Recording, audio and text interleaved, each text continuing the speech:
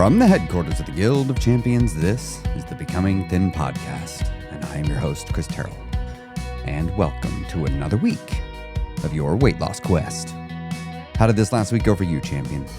What new challenges did you encounter? But more importantly, what failure did you go through, and what lesson did you get from that failure? Come on now. Don't let a perfectly good failure go by without you getting your lesson. That's your reward for your troubles, after all.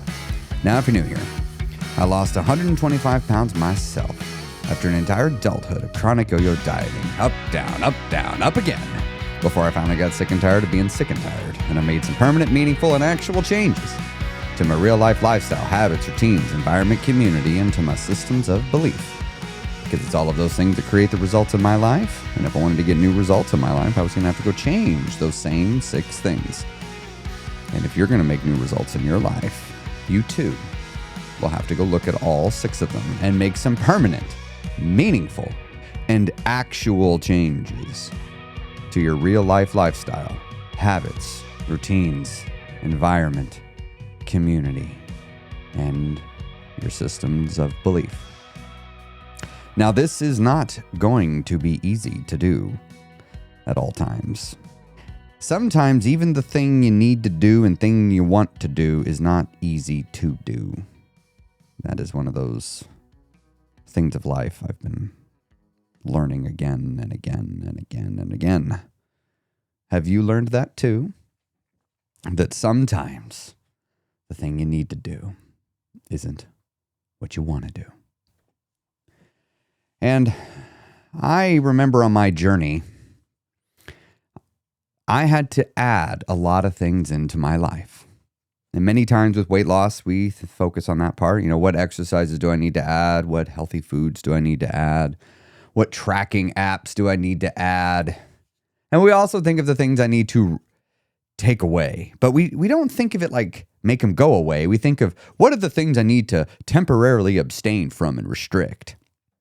You know, just until I'm thin, and then I can let all the things go that I made go away come back. You know, like let's make that ice cream. We're just not going to eat any ice cream. And then when I'm thin, I'll eat all the ice cream I want, even though that's what made me gain weight. But yeah, you know, I'm going to do it and then say that I've tried everything. Well, you haven't tried everything.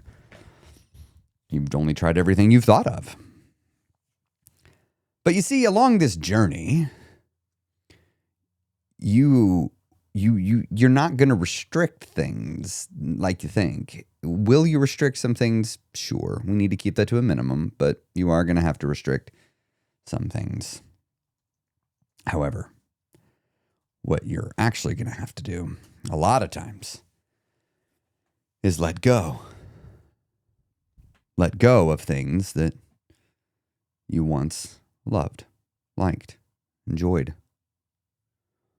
You know, when I think back to my past, before I started working on myself, working on my life, taking my health serious, taking my mental health serious as well,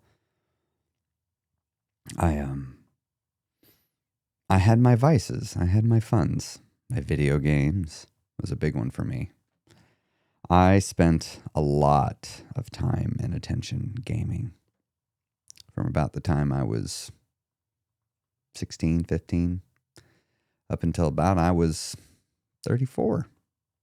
Gaming was a big part of my life. And I know not everybody's a gamer. I mean, you probably have your other things. For some of you, scrolling on your phone, on your couch, and on your bed, looking at your friends and family living their lives and finding funny reels and Instagram posts to send to your friends and family because it gives you a sense of connection and like you're doing something. You're no better than my video games. You're no better. Some of you like to binge watch a TV show every evening with your loved one. You're no better than my video games. Some of you like to work all the time. You're no better than my video games. You see, we have our things that we turn to instead of dealing with what we need to deal with. And that was my problem with my video games. I video gamed so I had something to do instead of dealing with what I needed to deal with.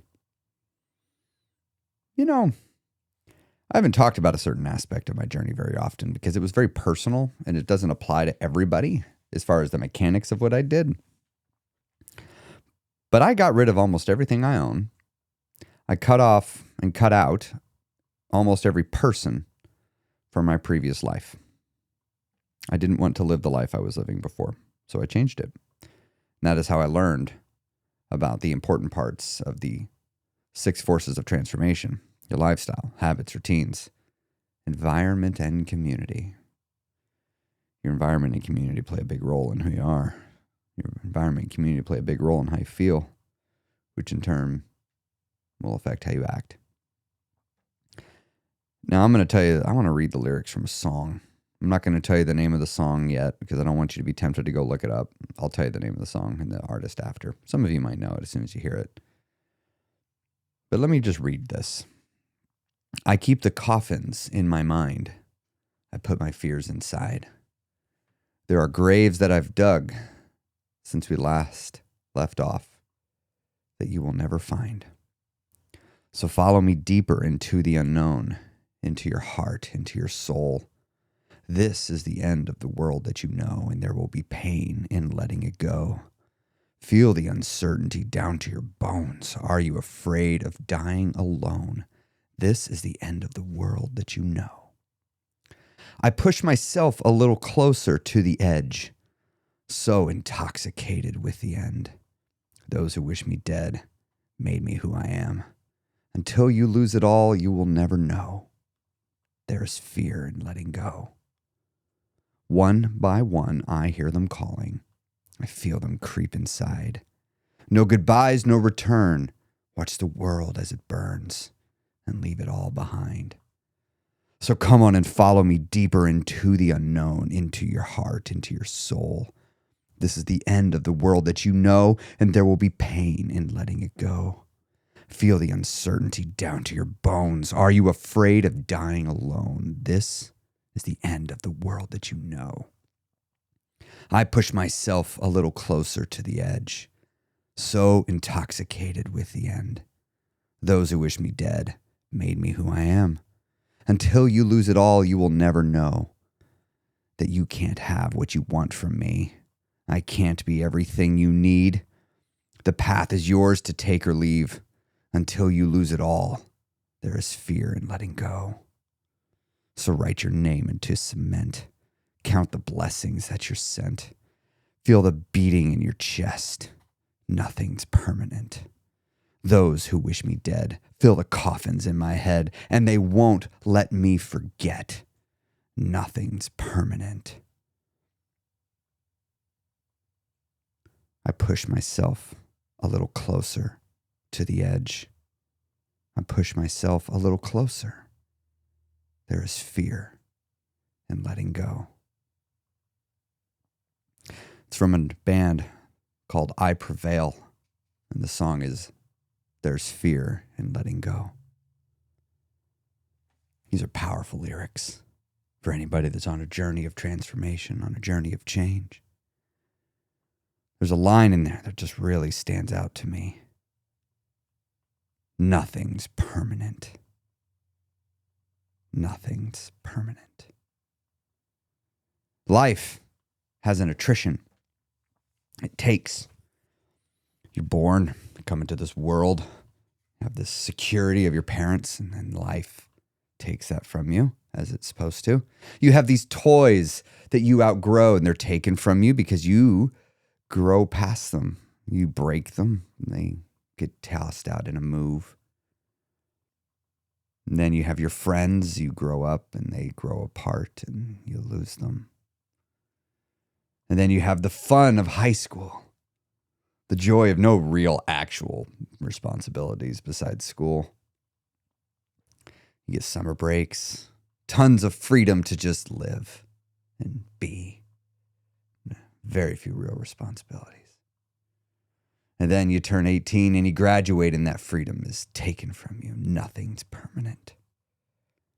You get a girlfriend, get a boyfriend, you break up.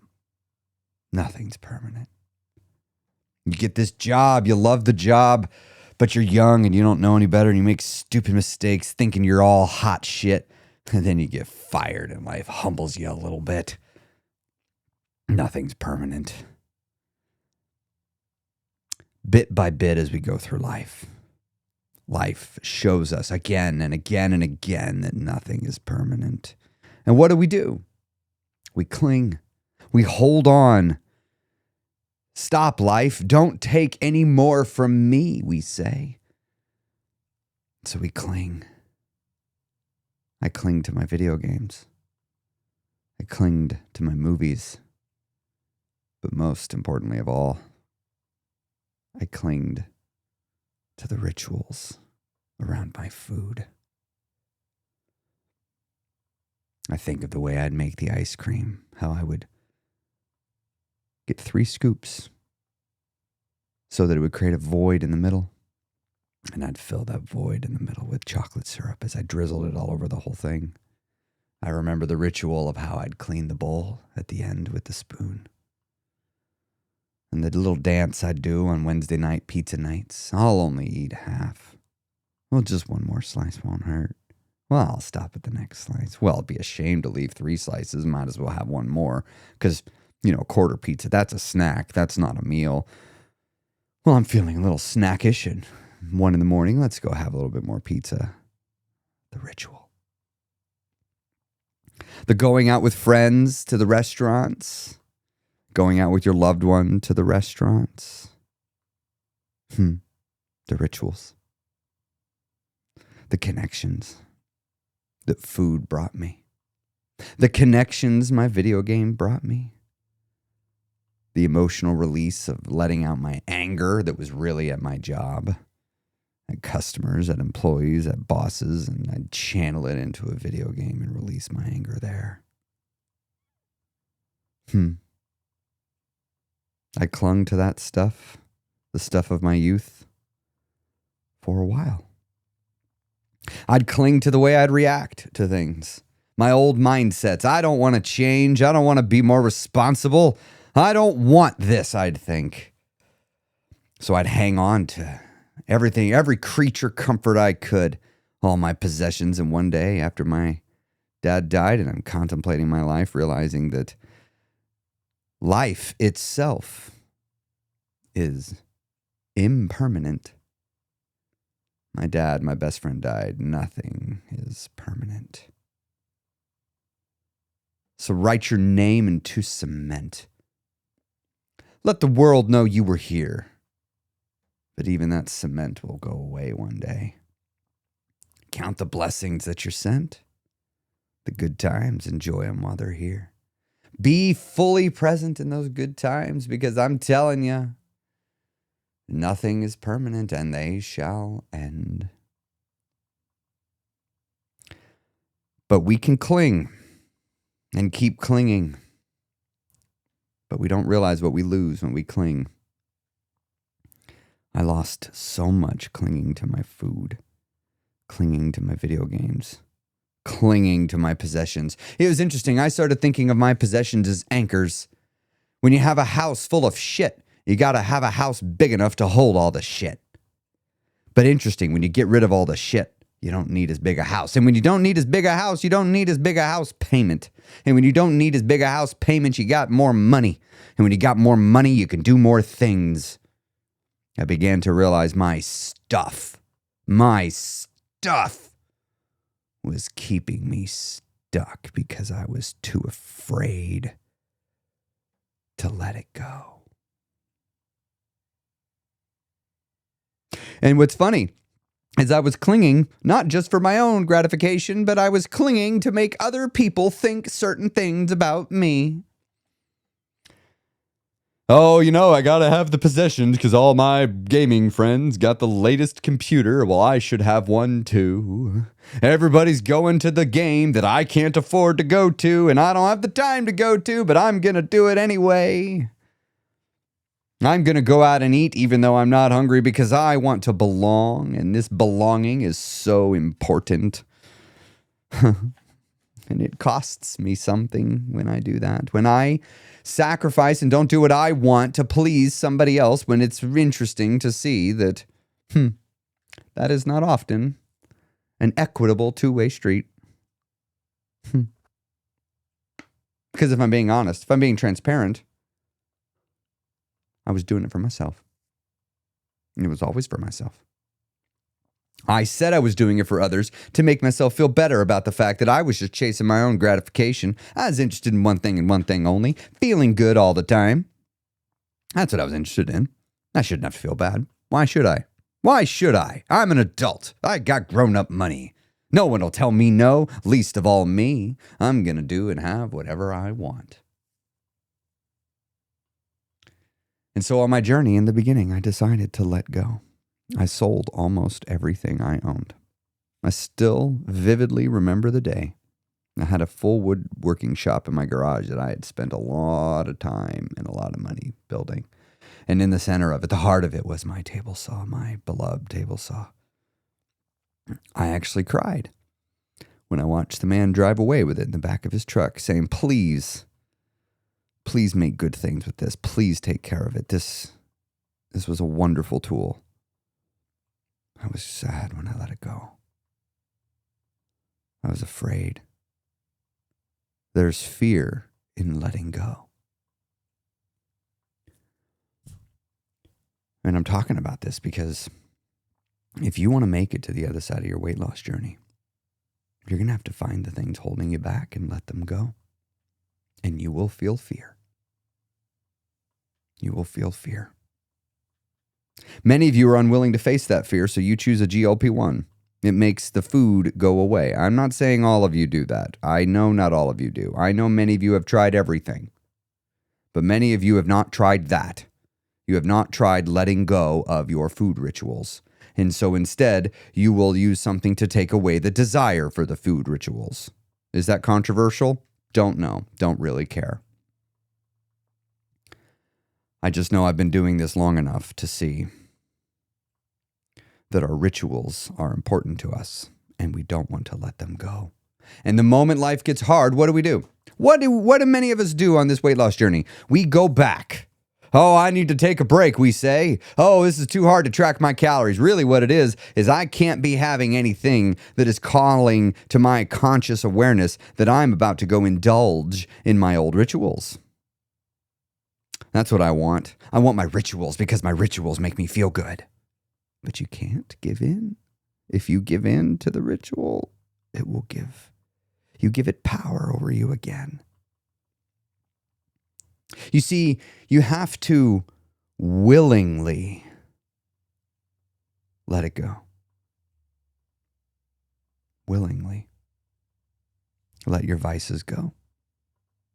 But you need a reason. If you don't have a reason, you won't do it. Nietzsche says, he with a strong enough why can endure almost any how. If there is something you won't let go, it is simply because you don't have a good enough reason to do it. Go back to childhood. We let go of our toys because we didn't want to do it anymore. We had a reason. I didn't want to. I don't want to look childish. I want to fit in with the next group. Our need to belong will compel us to give up our favorite toys. But what if your need to belong causes you to not give up your favorite toys? And what if your favorite toy now is the rituals of food? Is your food your toy? Is your food your drug? Is your food your medicine? Is your food your therapy? This is not what food was meant to be. It's not supposed to be this in this modern era of hyper-palatable, calorie-dense, readily available foods. It's not supposed to be that.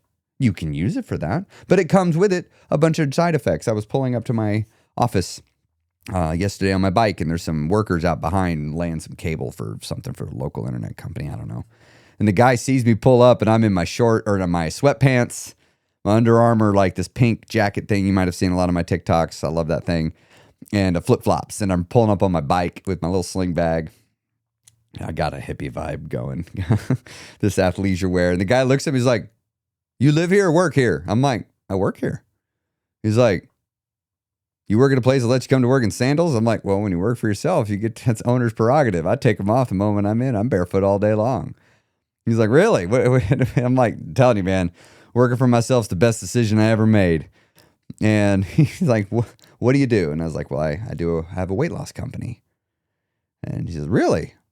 What do you sell? And I'm like, I teach people how to change their lifestyles. He goes, oh, you sell meth too? And I was like, no, but I hear it works. He goes, yeah, I wouldn't recommend it though. I did it for 20 years. That's a bunch of bad things, right? I'd lost everything from it. And I was like, well, that's true. But I'm like, but it made you thin, didn't it? And he goes, well, it did do that. Because you see, thinness doesn't fix everything.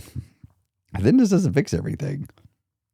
But you see, when you turn to the food to solve your problems, you create another problem. Sure. It helped you through your feels. Yeah, I'm with you. But has some unintentional side effects, like making you fat, like it made me fat. I didn't like that. But it wasn't the only side effect. I created an emotional dependency upon my rituals for my food. I loved my movie theater rituals. I'd engage in that ritual twice a week sometimes. So much popcorn. Oh my gosh, so much popcorn. And it wouldn't be just popcorn. I'd get food with it too. Why pick? I want it all. I'm going to indulge every passing fancy. But what I started doing on my journey was letting go of things. And that's where the lines of this song really speak to me. I pushed myself a little closer to the edge, so intoxicated with the end. I would be so intoxicated with the idea of being thin, healthy, happy, and in shape. I would dream about it at night. I'd fantasize about it while I'd lift weights. While I'd go on a walk, I would think every step I'd take is one step closer to being thin, healthy, happy, and in shape. I would find the stressors in my life and aggressively get them out of my life. You see, I've done something that not everybody will do. Because I'm done. I was done years ago being a slave to my emotional eating. And I discovered that I cannot get rid of that, because if I reach a certain level of unhappiness, I begin to take it out on myself. That's what I do. When I reach a certain degree of dissatisfaction with my life, I begin to act out against myself, which is really just myself protesting, saying, dude, you need to do something. And when my dad gave me his parting piece of advice before he left this world, he said, whatever, if there's something you want, ask for it. And if you don't get it, move on. And I've followed that advice. Because I also at the same time learned and realized, and only realize it more and more, that one day I'm going to die. One day my life will end, because nothing's permanent. And so I started looking at my job. Is this job what I want? No. Can I try to change it into what I want? I don't know. Let's try. And then I tried. And then after a good, really working the problem, being like, all right, this ain't working. Pull the eject cord. Get out of here. Go get another job. And then when that happened to me again, I had some things happen at work, and I still remember the moment I was screamed at. And I told myself, I will not work in a place where I get screamed at. I don't care what the reason is. I will not do this. So I tried to make it better, couldn't, pull the eject cord, left. I've continually done that. Find a problem, I try to make it better. If I can't make it better, I leave. Others aren't willing to do that, I've discovered. I've discovered people's unwillingness to let go of something that brings them pain causes them to live in pain. And I'm not willing to do that. But I've realized that every single time I've had to let go of something, I have felt completely overwhelmed with fear. Still remember trying to give the resignation for a job that I knew I didn't want. And I didn't even care if people were disappointed that I didn't want to be. I was out. And I stood there pacing in the office, staring at the computer, and I couldn't get myself to click the mouse to hit send on the resignation letter. I'm just staring at it. And then finally, I just had to be like 3, 2, 1, click, and then walk out the room and walk out and go to lunch. Because I can't be here. I'm too scared. There's fear in letting go. Still remember driving away, moving from one state to another, fear. Still remember even with things like food, letting go of getting this donut, saying no and not invoking the diet card, fear. I teach a lesson in the guild 2 or 3 times a year. It's called the Wall of Fear. Because if you are unaware of the terror barrier, if you are unaware of it and the psychological experience that is happening, that terror barrier will keep you stuck. It will send you packing back to the beginning every single time. Every single time. But I have learned that it is fear that lights the way to everything I want. And everything I want is on the other side of uncomfortable experiences. And that's what I've realized too. Pain. Pain is a part of life. But remember, nothing's permanent, including pain. Everything will end one day. Everything will end one day. And when I think back to my life now over the last several years, and I think back to my dad's advice, if you're not getting what you want, ask for it. And if you don't get it, move on. What red flags in your life do you continually explain away again and again and again? What if the key to losing your weight and becoming thin, healthy, happy, and in shape is to stop excusing those red flags, turning around and dealing with them and saying, I'm giving it 6 months. If I can't make these red flags go away in 6 months, I'm going to make my exit plan. What if you did that? I did that with my job. I said, I'm going to try to fix it. I'm going to try to make it right. And if I can't, I'm going to plan my exit. And I did.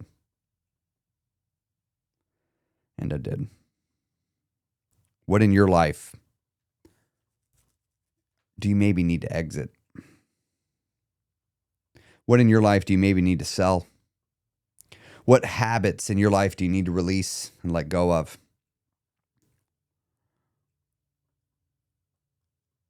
There's the part at the end of the song. Those who wish me dead made me who I am. Until you lose it all, you will never know. Until you lose it all, you will never know. There's fear in letting go.